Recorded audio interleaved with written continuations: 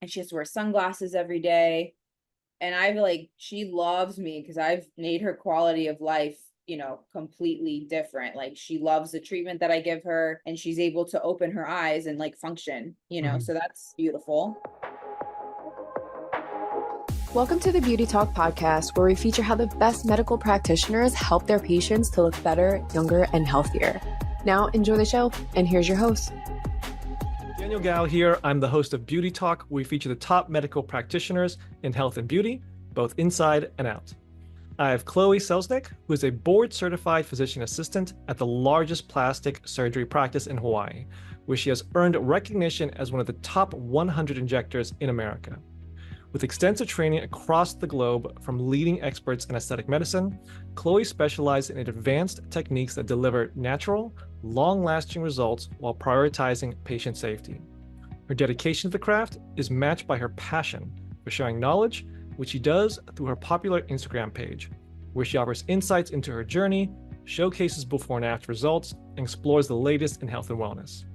Chloe's expertise and approachability have attracted patients nationwide, contributing significantly to the growth of her practice. So Chloe, welcome and glad to have you here. Thank you so much, Daniel. I'm so excited to be here. Yes, let's dive right into it. How did you get interested in aesthetics? Well, honestly, I was in PA school, and that's kind of when I started my little medical Instagram. I graduated in 2016, so it was around that time. And I would see all of these plastic surgeons on Instagram posting their before and afters, and I was like, wow, this is genius. Like, I didn't think of medicine as kind of like a cash business. And I was like, wow, these people are like monetizing, using Instagram to monetize, which was like back then, nobody was really doing that. It was a completely different world, really. And I thought that was really cool. And, I think that being a girl and being in medicine, like it's something fun and attractive and, it looks very glamorous, and compared to working in like a hospital or, in primary care or something, it's a lot more of a gentle work experience. When I first graduated, I did work in primary care and urgent care. Even during COVID, I worked in urgent care, and that's when I was transitioning more and more into aesthetics. But when I was in school, I did take plastic and derm rotations. I had 3 elective rotations in PA school. I took those classes, courses. So I guess I knew back then that I wanted to be in derm or plastic surgery, but injectables wasn't as big as it is now. So I wasn't like going to school like, oh my God, I want to be an injector. And frankly, I didn't want to lose all the medical knowledge that I had by going to school. So I did want to like do plastic surgery or dermatology. But then as I started basically shadowing and interviewing and things like that, I realized that, if I'm going to get really good at this, and if I'm going to like fully commit to it, I need to fully commit to just injectables to get really good. I kind of just like decided that was going to be my path. So I just, I was working in primary care, and then kind of like on the weekends I was shadowing. I was going to any events or symposiums that were local, networking with all the reps, finding anything free online, and kind of, doing that to get myself in the industry. And I even learned a lot from interviewing with jobs. But, I'm sure every single person that wants to break into aesthetics knows that, if you don't get lucky and get a good job right off the bat, 99% of the med spas that are hiring have no patients, and they have no like supervision. So they want to hire you with no skills, pay you very low, and they have no patients either. So you're not going to make any money because it's like commission based. So I waited until I found, I was in primary care making a solid salary, busting my ass working there, like working with really sick people. And it was so draining, seeing like 25 patients a day. And I did that for like 4 years. And then I was waiting for the perfect opportunity to jump ship. And that's when I got the opportunity at Hoxine Med Spa with Lamore Weinberg. So she was the head injector.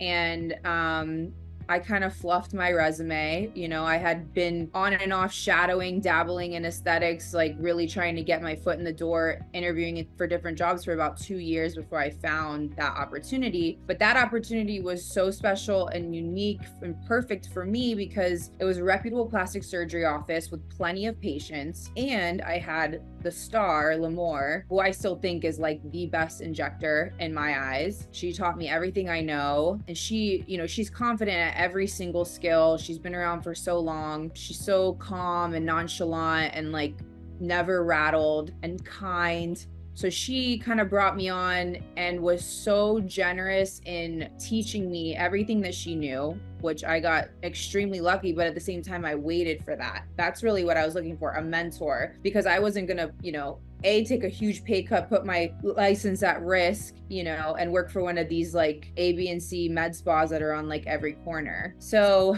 Lamore, you know, she trained me up, and at first I didn't have that many patients, but I would just shadow her between all my patients, and then I would find different things to do around the office when I didn't have patients. So I learned how to use all the lasers that she didn't want to do, just so that I had patients and so that the bosses would see me as like useful. And then eventually I just, you know, and then I was also at the same time hitting it hard with my social media. And throughout all this journey, I was posting on social media and I was creating like a medical Instagram. Even when I worked in primary care, I was sharing my journey, and it was really draining. And I've had periods where I've been super burnt out because I'd work all day and then sit in my car, post for an hour, and then, you know, get back to it. But I'm so glad that I did that. And, you know, my friends would always look at me and be like pissed off because I'm not present with them, or, you know, I'm not doing things that they want to be doing, which I wanted to be present with them. But I've known and I know, and, you know, that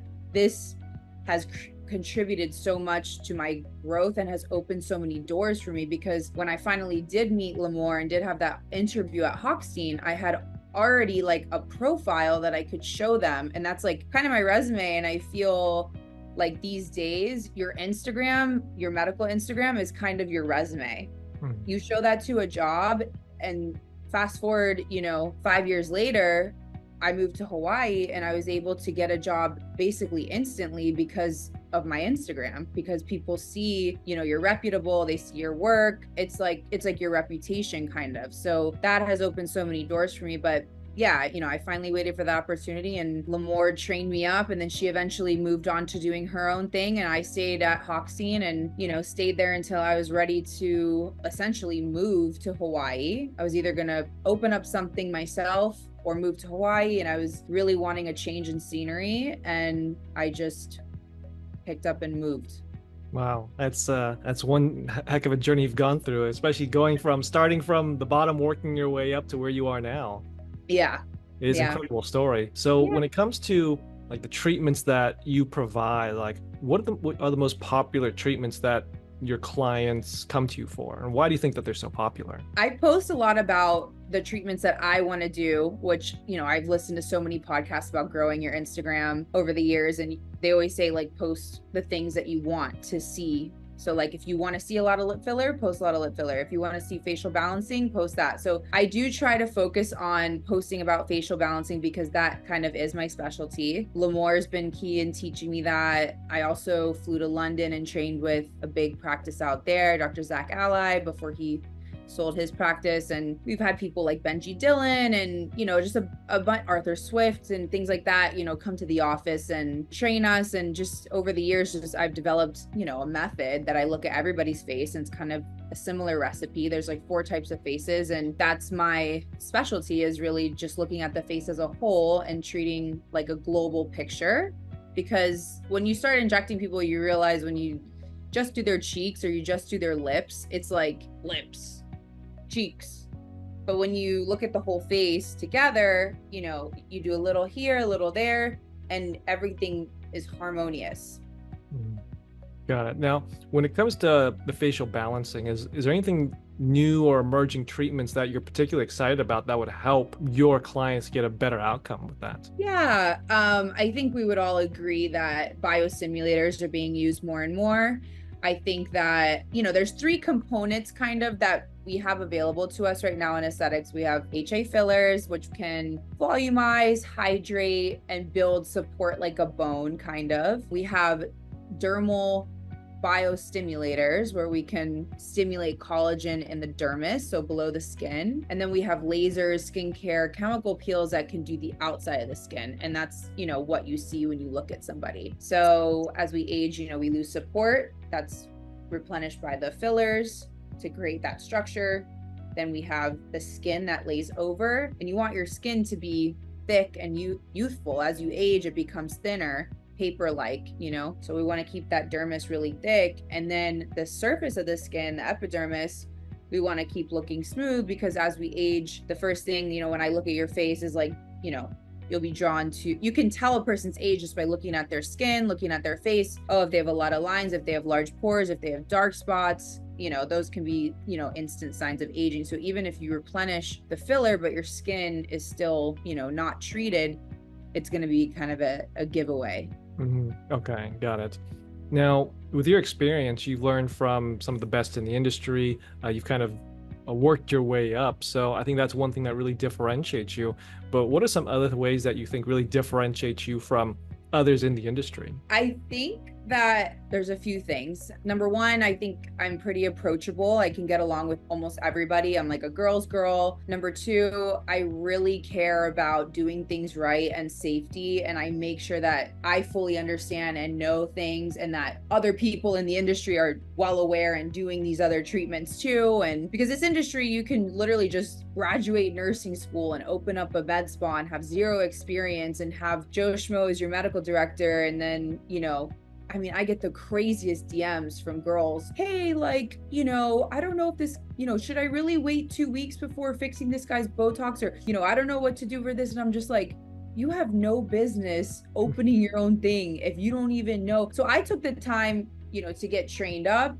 I've invested heavily in my education for many years, and I don't do things that I don't know are legitimate. I don't push treatments that are snake oil. I'm very, I'll tell you, matter of fact, if this works or if it doesn't. And I like things that are tried and true and obviously FDA approved and, all those kinds of things. I'm pretty a transparent person. And I was, my medical journey, I went to PA school. I do understand the hierarchy of medicine, and I do respect traditional medicine and all that kind of stuff, which I think is very important. Yeah. Now, you did talk about safety as being one big thing that you really focus on. So when you're providing treatment to your clients, how do you balance that big focus on safety, but also making sure that they have a very relaxing and also good experience? I'm sure you get some people in there that is a little bit worried about the pain, or maybe isn't so fond of needles. So how do you kind of balance that between safety and a relaxing experience? I think the safety part comes with me having done these procedures thousands of times. So for me, it's almost like brushing my teeth. I'm going into work, I'm doing these treatments. I almost feel like I could do them with my eyes closed. Not that I would ever do that, but it's very routine for me. I know what I'm doing and I have a method. So I can focus on the patient and making them feel good while I'm doing the treatment. I can talk to them. I actually have a video on my Instagram of one of my good friends that she was like, I'm scared of needles, da da da. She faints when she gets, last time she had lip fillers, she fainted, which is very common. Some people just have a vasovagal response. But yeah, in the video, she did a point of view of her experience, and she's starting to fade out. And then I'm waking her up, hello, and then it's really funny because it's realistically what goes on, in the room. But I think it just comes from experience, and which comes from shadowing and doing things with people and starting from basic to advanced. And then now I'm able to just go in there, make people feel comfortable, talk to them. Oh, how's your day? Where do you live? Which I'm genuinely curious about their life. We're talking and kind of hanging out. And then by the time we know it, the treatment's over. Mm-hmm. You're able to distract them away from the pain. Yes. Yes. Okay. Now, when it comes to the education part of it, as you mentioned, you do invest a lot in your own education. When it comes to educating your clients, how do you approach educating them on the services that you offer and also the benefits of it? The first thing, I don't know if this is the correct answer, but the first thing I do is I ask them, what brings you in today? What can I help you with? What are you interested? So I can kind of gauge their knowledge of where they're at, what they know about. And sometimes they'll say stuff that's like spot on because they've been on Instagram and they're like looking at everything. And then other times they'll say things that are just completely off base. And then I'll kindly educate them and just explain, anatomy and physiology and basically mechanism of action of each treatment that we do and why we do them. And then they kind of understand. And then I'll give them like a good, better, best treatment option, and they can kind of pick and choose based on pricing what's best. Okay. Now, I'm sure that you get people coming in and they think they know what they need, or they're like, oh, I want this, but in reality, it's not going to be a good fit for them. So what would you say are some common misconceptions that you hear most commonly about the treatments you provide? Well, every single day I get people saying, I don't want to look crazy. I don't want to look like this celebrity or that celebrity. I mean, that's every day. And I just tell them, like, look at my face. I have had, a ton of filler and all these treatments done myself. I still look natural. I'll show them my before and afters. And I'll explain to them kind of like the physiology why. And sometimes they still say, no, I don't want to do it. Or yes, I do want to do it. Or they'll just do like one of the treatments that I recommend. I think, another one is like lip filler on Instagram is like clickbait. It's very pretty to look at. And girls will come in, I want lip filler. But I always tell them, like, that's not going to make you prettier necessarily. Like, it's going to make you look, a little out of proportion, with your face. Maybe we should do XYZ. And then, dark circles under the eyes. Everybody wants tear trough filler when really most of the time they need a laser under their eye. They need something to tighten the skin. And we can't put filler because it's just gonna have no support. So. Okay. Now, are you starting to see more of a migration, or I guess more of an interest in people looking for more natural results? Because I'm kind of seeing that when I'm talking to providers across the country, is that they're talking more and more about their clients looking for more natural results. They don't want to have the overdone Hollywood look. Just more and more people are looking for those natural results. Are you kind of seeing that in your practice? I think that, first of all, I come from Miami. So I've had people, I used to do housewives that were on TV and wanted the crazy looking lips and the crazy cheeks and chin and everything else, the LA look, the Miami look. But then I've also had housewives that don't want their husbands to know that they're getting anything done. And, that's been since the beginning. And I think, obviously, I'm sure you've heard this 1,000 times. You notice the good work, you don't notice the bad work. So I don't think the normal average Joe wants crazy lips or wants like overdone looking filler. Nobody wants to look like that. I don't want to look like that. That's weird. But, I think that's, of course, people want to look natural. Nobody wants to walk around unless they're like eccentric or, something with like crazy looking, filler. You want to age gracefully. And that's why we educate them on fillers for structural loss, which everybody experiences as they age. They lose bone. So you have to kind of replace that bone, all the things, hydrating the skin, treating the skin, collagen stimulation with biostimulators and exosomes. And, everyone's talking about exosomes and the salmon sperm polynucleotides, those are new and people are drawn to them because they think it's PRP, it's going to give them a more natural look. Do they really work? They are coming out and they're newer, and we'll see. Radiesse and sculpture have been around a long time. Lasers, absolutely. Microneedling, absolutely. Like, those are tried and true. So. Got it. Now, when it comes to treatment, when most people think of medical treatment, they're thinking of, okay, there's a process, there's a protocol, there's a step-by-step that you have to follow. But what role do you think that creativity plays in how you approach your client care? I think it's really important to always consider what they do for a living, what their lifestyle is like. Really, one of the first questions is, what's your ethnicity? What is your lifestyle like? What are you looking for? What are your goals? And then I can be creative with essentially the things I have in the office to meet those goals. And luckily, I work at an office where we do have almost every single category of device. So I can offer, all those different treatments to them. But that's where you kind of got to get creative, and you have to also fit that into their budget. That's just the reality, Yeah. These treatments are not cheap. They're expensive. Okay. Now, throughout your experience, I'm sure you've had some particularly challenging cases that have that you've had to work on. Could you share maybe one story of a particularly tough case that you had and how you were able to get them a successful result in the end? I can't think of one in particular. Oh, well, I'll think of, these are two separate. One is a beautiful story. I have this patient, she's in her 70s. She has something called May syndrome. It's where you have like really hard like blepharospasm. So she's constantly like this, and her eyes literally don't open because her muscles are so contracted. And she came to me because she couldn't find anybody on island to do it, or something happened with the doctor, that the one person that did it. So I just, I looked it up, and I looked up how to treat it. And basically you just Botox all around the eyes, the eyelids, the bunny lines, her L-sands, even like her mouth, because her mouth is like stuck. And she has to wear sunglasses every day.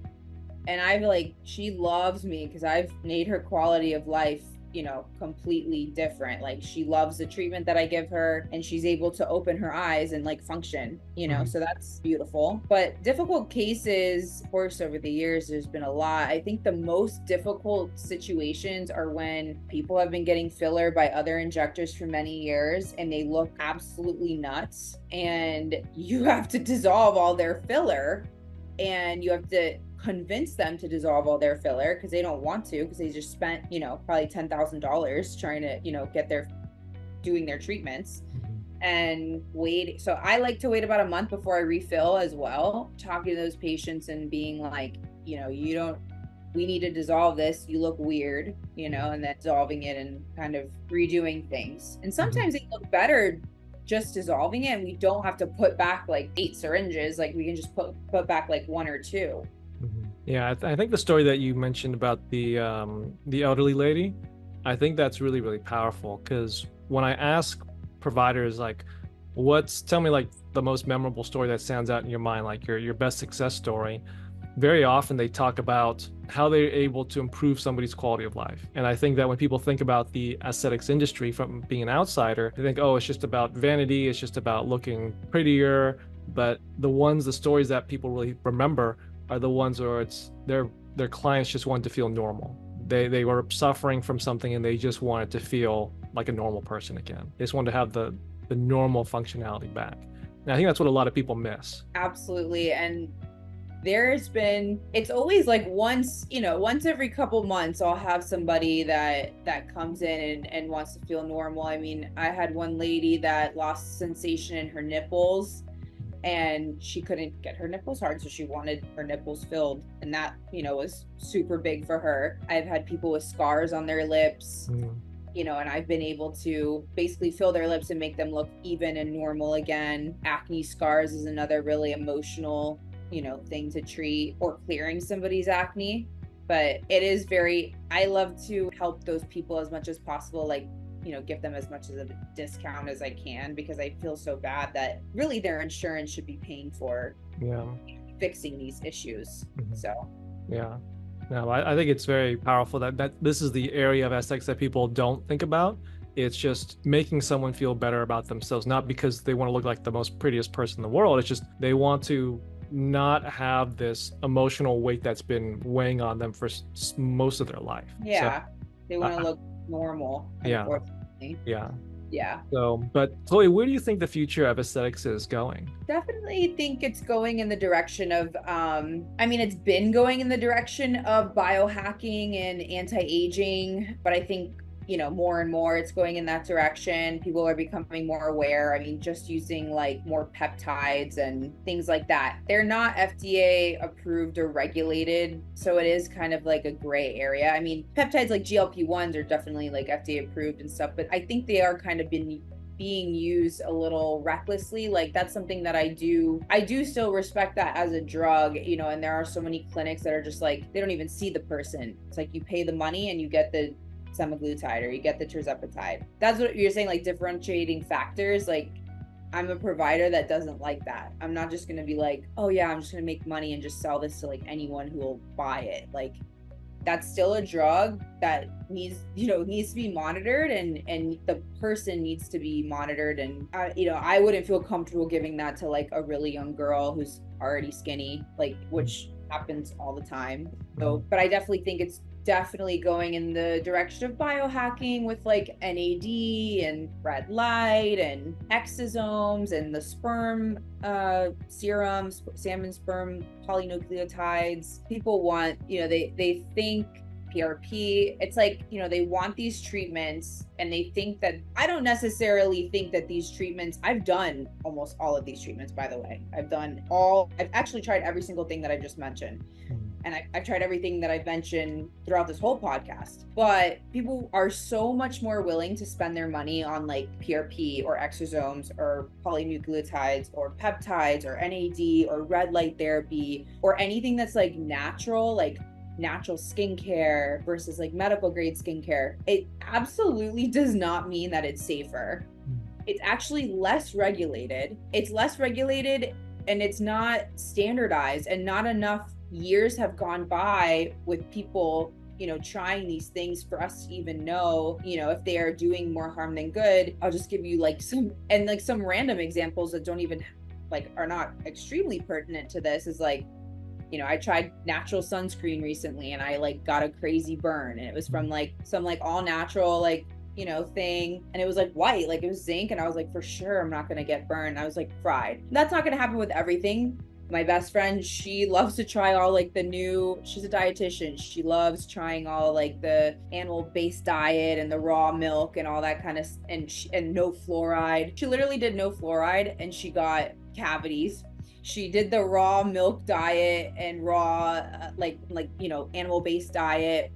She got crazy. I'm not saying that everyone's gonna get sick, but she got crazy sick. Mm-hmm. She's tried not taking any of her anxiety medication and just doing the natural things supplements, ashwagandha, things like that. I always tell her she needs to make a TikTok of all the things she's tried. She tried every trend that's out there. But my point is that just because it's natural or it's, PRP or whatever, doesn't mean it's gonna work. There's no guarantee that PRP is gonna work for you. There's no guarantee that exosomes are gonna work for you. Filler, it's I put the filler in the face, I know it's gonna work. I do the Botox, I know it's gonna work. Mm-hmm. I know it's safe for 99.9% of people. And that's, that's kind of my mentality. Do I want to try new things? I try everything myself, but do I feel comfortable taking people's money? Not really, because I like to educate them on, just because we're doing this PRP under your eyes, it's not guaranteed that you're going to have amazing results. Mm-hmm. Yeah. Well, I guess it just comes down to being careful about all these new products. If there's not the science backing it up just yet. Right. And patient selection and education and being transparent. Mm-hmm. Got it. Okay, now Chloe, I have one last question for you. Before I ask it, I want to point people to your Instagram and your TikTok at The Medical Mind. Now, last question is, what do you think is the most important piece of advice you can give to someone who's thinking about getting some type of aesthetic procedure done, but isn't sure which provider to choose? Well, the first thing I say to the girls that come to me, I'm you came to the best place. For example, my office is high price. We are probably the most expensive office to get something done on the island, but it's reputable. They've done their research. So the point is, do your research. Has been around for a long time. Word of mouth is a good one too. Not always the best, because I hear all the time, oh, my friend went to this person and then they did hyaluron pen on me, and I've seen, so word of mouth is not always best. Word of mouth is great, but then also back that up with some research and see how long these people have been in practice, because the experience trumps everything. Got it. Well, there you have it. Chloe sharing her expertise. So Chloe, where can people contact you? The Medical Mind on Instagram and TikTok and Pinterest, but I'm really I'm heavily on Instagram, and yeah, I'd love to say hi to you guys. Great. Well, thanks for being on the show and sharing your message. Thank you. Appreciate you. Thank you so much. Thanks for listening to the Beauty Talk podcast. Any questions, please contact the practice directly with the contact information provided during the show. We'll see you again next time. Bye for now.